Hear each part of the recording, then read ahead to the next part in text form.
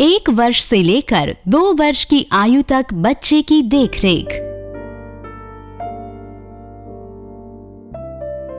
जैसे जैसे बच्चा बड़ा होने लगता है, उसकी शारीरिक और मानसिक जरूरतें भी बढ़ने लगती हैं। इसलिए 1 साल से 2 साल की उम्र का समय बच्चे के जीवन में बहुत महत्व रखता है। ये समय शुरू के 1000 दिन की अवधि में भी आता है, जो बच्चे के मस्तिष्क के विकास के सबसे महत्वपूर्ण साल होते हैं। इस समय का कोई भी प्रभाव उम्र भर पे असर डाल सकता है। जरा सोचिए, यही वो समय है जब वही गोदी का नन्हा सा शिशु घुटने के बल रेंगना और फिर चलना सीखता है, ध्वनि पे प्रतिक्रिया और फिर बोलना सीखता है।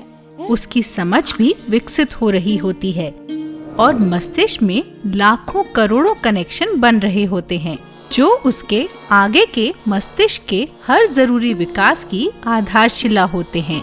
कविता, तुमने छोटा सा पौधा बड़े होते देखा है? हाँ डॉक्टर दीदी, उसे अच्छी उपजाऊ मिट्टी के साथ अच्छी हवा, पानी और सूर्य की रोशनी की जरूरत होती है, क्योंकि वो उसके बढ़ने का समय होता है। ठीक उसी तरह बच्चे का मस्तिष्क भी उसी नन्हे पौधे की तरह होता है और उसे भी सही वातावरण, जरूरी पोषक तत्व और स्टिमुलस चाहिए ताकि वो एक तंदुरुस्त पेड़ की तरह विकसित हो सके। और अगर ऐसा नहीं होता है तो जैसे पौधा मुरझा जाता है, वैसे ही मस्तिष्क के विकास पर भी प्रभाव पड़ता है और बाद में बौद्धिक क्षमता कम होने का खतरा भी रहता है। डॉक्टर दीदी, क्या बच्चे के आहार में कुछ बदलाव आता है? हाँ कविता, माँ को स्तनपान तो जारी रखना है, ये तो तुम्हें पता ही है। 6 महीने की उम्र पर जो संतुलित आहार बच्चे को शुरू करते हैं, उसमें अब कुछ बदलाव की जरूरत है, क्योंकि अब बच्चे की पोषण संबंधी जरूरतें भी बढ़ रही हैं। इसलिए उसे अब 3 से 4 बार ऊपरी आहार दें और बीच बीच में 1 से 2 अल्पाहार जैसे कोई फल, बिस्किट या कटी हुई सब्जी भी दें। अब वो पहले से अधिक ठोस खाना खा सकता है, तो खाने को मसलने की जरूरत नहीं है। अब बच्चे को ताकत भी ज्यादा चाहिए, इसलिए उसके भोजन में ऊर्जा के स्रोत जैसे घी, तेल भी मिलाना चाहिए। उसके हर एक भोजन में 1 चम्मच घी डाल सकते हैं और खाने में गुड़ या चीनी भी मिला सकते हैं। जो खाना घर में बने, उसमें मसाले डालने से पहले थोड़ा बच्चे के लिए निकाल लें, यानी कि वो सभी खाद्य पदार्थ खिलाए जा सकते हैं जो बड़े लोग खाते हैं, बल्कि अब बच्चे के आहार की मात्रा लगभग माँ के आहार से आधी मात्रा होती है। बस क्योंकि बच्चे का पेट छोटा है, इसलिए एक बार में नहीं, दिन भर में 4 से 5 बार में खिलाएं। बच्चा एक बार में 3/4 या 1 कटोरी का भाग खा लेता है और भोजन को अधिक पतला ना करें, गाढ़ा ही रखें। जैसे दाल का पानी नहीं, बच्चे को दाल ही खिलाएं। और ध्यान रखना है कि बच्चे के आहार में सुरक्षात्मक तत्व जैसे हरी पत्तेदार सब्जियां जरूर होनी चाहिए। खाना जितना हरा, पीला या नारंगी लाल होता है, उसमें बीमारी से बचने के गुण उतने ही अधिक होते हैं। अगर परिवार में अंडे, मांस या मछली खाते हैं तो वो भी बच्चे को दे सकते हैं। याद रहे कविता, ये पोषक तत्व बच्चे के शारीरिक विकास, रोग से लड़ने की क्षमता और मस्तिष्क के विकास सबके लिए जरूरी है। लेकिन डॉक्टर दीदी, बहुत माएं ये शिकायत करती हैं कि बच्चा कुछ खाता ही नहीं है, सब थूक देता है। ऐसा इसलिए होता है क्योंकि शुरू में बच्चे को दूध जैसे तरल पदार्थ की आदत होती है और उसे खाने का स्वाद आने में थोड़ा समय लगता है। ऐसे में माँ को थोड़े धैर्य की जरूरत होती है। इसलिए एक समय पे एक ही खाद्य पदार्थ शुरू करें। जब एक पसंद आ जाए तब फिर दूसरा शुरू करें। बच्चे को ताज़ा खाना खिलाएं और बच्चे के साथ जोर जबरदस्ती बिल्कुल ना करें और बच्चे को प्यार से प्रोत्साहित करके खिलाएं। और डॉक्टर दीदी, कुछ माएं कहती हैं कि घी या तेल देने से बच्चे को उसको पचाने में दिक्कत होगी। नहीं कविता, ऐसा नहीं है। घी या तेल से खाने की मात्रा बिना बढ़ाए उसकी ऊर्जा बढ़ जाती है, जो बच्चे की सेहत के लिए अच्छा होता है। और इसमें ऐसे चर्बी के तत्व होते हैं जो मस्तिष्क के विकास के लिए अच्छे होते हैं। और हाँ कविता, बच्चे को इसके अलावा आंगनवाड़ी में टेक होम राशन या संपूरक आहार भी उपलब्ध होता है, जिनमें प्रोटीन्स और जरूरी पोषक तत्व अच्छी मात्रा में होते हैं। इनको दूध या पानी में घोलकर तैयार किया जाता है। इसमें घी, तेल, चीनी और गुड़ भी डाल सकते हैं ताकि शिशु को ये खाना स्वादिष्ट लगे।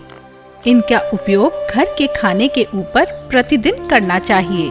पौष्टिक तत्व तो समझ आ गया। डॉक्टर दीदी, वातावरण से क्या मतलब है आपका? वातावरण का मतलब है बच्चों से जुड़ी हर वो जरूरी बात जो उन्हें बीमारियों से बचाए। जानती हो कविता, ज्यादातर बच्चे 4 महीने से लेकर 18 महीने की उम्र में कुपोषण के शिकार होते हैं और बार बार बच्चों का बीमार होना इसका एक मुख्य कारण है। तो बीमारियों से बचने के लिए क्या करें? हाँ, एक जरूरी तरीका तो मुझे पता है, टीकाकरण। बच्चों को जन्म से लेकर समय पर टीकाकरण कराना आवश्यक है। ये उनको कई खतरनाक और जानलेवा बीमारियों से बचाता है। ये रोग ही बच्चों में कुपोषण का कारण बनते हैं, है ना डॉक्टर दीदी? बिल्कुल ठीक कहा कविता। इसके अलावा बच्चों को 9 महीने की उम्र में खसरे के टीके के साथ साथ विटामिन ए की खुराक देनी चाहिए और 5 वर्ष की आयु तक हर 6 महीने इसकी खुराक दोहरानी चाहिए।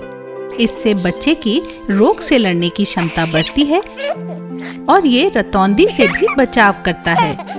और एक बहुत ही जरूरी तरीका है, वो है सफाई का ध्यान रखना। बच्चे को छूने से पहले, शौच के बाद या बच्चे का मल साफ करने के बाद, किसी पशु को छूने या उसके मल हटाने के बाद, खाना बनाने से पहले और खाना खाने से पहले या बच्चे को खाना खिलाने से पहले डिटॉल साबुन और पानी से सही तरीके से हाथ धोना बहुत जरूरी है।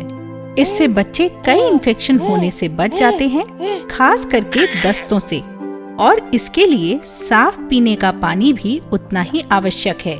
पानी को उबालकर ठंडा करके बच्चे को दें और कोशिश करके बच्चे के भी कुछ खाने से पहले या मिट्टी में खेलने के बाद हाथ डिटॉल साबुन और पानी से धोएं और बच्चों को संक्रमण से ग्रस्त लोगों से दूर रखें। जिन लोगों को खांसी जुकाम हो, उन्हें बच्चों को नहीं उठाना चाहिए, उसके साथ खेले नहीं और उसके ज्यादा निकट ना जाएं। पर डॉक्टर दीदी, अगर माँ को ही संक्रमण हो जाए तो? ये बात माँ पर लागू नहीं होती, लेकिन माँ को भी ऐसे में बार बार डिटॉल साबुन और पानी से हाथ धोना चाहिए। और हाँ, ऐसे में स्तनपान कराना बंद नहीं करना है, वो जारी रखना है। अब समझ आया, बच्चों में दस्त ज्यादातर सफाई ना रखने की वजह से होते हैं। डॉक्टर दीदी, जैसे बच्चे का वजन और लंबाई की जन्म के बाद से समय समय पे जांच करा रहे थे, वो क्या अभी भी जारी रखना है? अरे बिल्कुल कविता, वो तो बहुत ही आवश्यक है। वो सबसे अच्छा और आसान तरीका है बच्चे के विकास पे निगरानी रखने का। शुरू में कुपोषण ऐसे बच्चे को देखने से नहीं पता चलता है, क्योंकि बच्चा सामान्य दिखता है, पर जब बच्चे का वजन और लंबाई नापी जाती है तब कुपोषण को पहचान पाते हैं। और तुम तो जानती हो कि कुपोषण अगर बढ़ जाए तो क्या होता है। हाँ दीदी, आपने बताया था, इससे बच्चा शिक्षा के क्षेत्र में प्रगति नहीं कर पाता, उनकी कार्य क्षमता घटती है, बौद्धिक क्षमता कम हो जाती है और बचपन, किशोरावस्था और वयस्क होने पर भी वो दुर्बलता और कुपोषण के शिकार रहते हैं। ठीक कहा ना दीदी? काफी समझदार हो गई हो। चलो अब बच्चों में होने वाले दस्तों के बारे में जानते हैं। हाँ डॉक्टर दीदी, ये बहुत आम परेशानी है और ये जानलेवा भी हो सकते हैं। हाँ, क्योंकि दस्त में मल के साथ साथ बच्चे के शरीर से बहुत अधिक पानी भी निकल जाता है, जिससे शरीर में पानी की कमी हो सकती है और ये गंभीर भी हो सकता है। देखो कविता, एक दिन में 3 से अधिक बार अगर बच्चा मल त्यागता है तो उसे हम दस्त बोलते हैं और ये ज्यादातर पतले होते हैं। 6 महीने से कम उम्र के बच्चे को स्तनपान के साथ ORS का घोल पिलाएं, जो कि साफ उबले हुए पानी से बनाएं। 6 महीने से ज्यादा उम्र के बच्चे को स्तनपान के साथ अच्छी मात्रा में तरल पदार्थ और ORS का घोल पिलाएं और घर का बना खाना खिलाएं। घर में बना सूप, नारियल का पानी, चावल या दाल का पानी, नमक और चीनी डालकर नींबू पानी, दलिया वगैरह भी दे सकते हैं। कितना ORS पिलाएं? 2 महीने से कम उम्र के शिशु को हर बार पतला दस्त होने के बाद 5 चम्मच और 2 महीने से ज्यादा और 2 साल से कम उम्र के बच्चे को हर बार पतले दस्त के बाद लगभग आधा प्याला ORS पिलाएं, यानी कि 100 ml के बराबर। साथ ही जिस दिन दस्त शुरू हो उस दिन से 14 दिन तक रोज बच्चे को जिंक की खुराक दें। चाहे दस्त 14 दिन से पहले ठीक हो जाए तो भी उसे जिंक की गोली दें। जिंक की गोली को उबले पानी को ठंडा करके उसमें घोलकर या तो चम्मच या फिर ORS या माँ के दूध में मिलाकर दें। अब कुछ ऐसी स्थितियां हैं जिनके होने पर बच्चे को तुरंत चिकित्सालय लेकर जाना चाहिए और रास्ते में माँ को बच्चे को ORS पिलाते रहना चाहिए। जैसे 14 दिन या उससे ज्यादा दिन से बच्चों को दस्त हो रहे हो, मल में खून भी आ रहा हो तो, या इनमें दोनों ही बातें हों। बच्चा सुस्त या बेहोश हो जाए तो, उसकी आंखें भीतर दस गई हो तो, बच्चे को बुखार हो तो, बच्चा अगर कुछ भी नहीं पी पा रहा हो या सब उल्टी कर देता हो तो, अगर बच्चे की त्वचा दबाने पर त्वचा बहुत धीरे धीरे अपनी स्थिति में लौटती है तो। कविता, ध्यान रहे कि किसी भी बीमारी में माँ को स्तनपान कराते रहना है और उनको बच्चे को आहार खिलाने का भी पूरा प्रयास करना है ताकि उसे रोग से लड़ने की ताकत मिले और वो जल्दी ठीक हो जाए। ठीक हो जाने पर उसको दिन में 1 से 2 बार ज्यादा खिलाए ताकि वो जल्दी स्वस्थ हो जाए। बहुत उपयोगी बातें बताई आपने डॉक्टर दीदी। सबको इन बातों को ध्यान रखना चाहिए। डॉक्टर दीदी, शुरुआत में आपने स्टिमुल्स के बारे में भी बात करी थी, वो क्या हैं? अरे हाँ कविता, वो तो बहुत ही जरूरी पहलू है। मस्तिष्क के बेहतर विकास के लिए स्टिमुलस का मतलब है माँ बाप का बच्चे के साथ समय व्यतीत करना, उसके साथ बातें करना, उससे छोटे छोटे सवाल पूछना, खेलना, उसको सुरक्षित महसूस कराना, उसको नाम से बुलाना, उसे तरह तरह के खिलौने दें, उसको घर के डिब्बे वगैरह दे सकते हैं जिसमें वो सामान डालने और निकालने की प्रक्रिया करे। उसको एक के ऊपर एक रखने वाले ब्लॉक्स खिलौने दें। इन सब से बेहतर मस्तिष्क का विकास होता है। बहुत अच्छे से समझ आ गया डॉक्टर दीदी कि 1 साल से 2 साल की उम्र का समय कितना महत्वपूर्ण होता है। हाँ कविता, शुरू के 1000 दिन हर शिशु के लिए जीवन के वो बहुमूल्य दिन हैं जो उसके खुशहाल और स्वस्थ जीवन की आधारशिला हैं।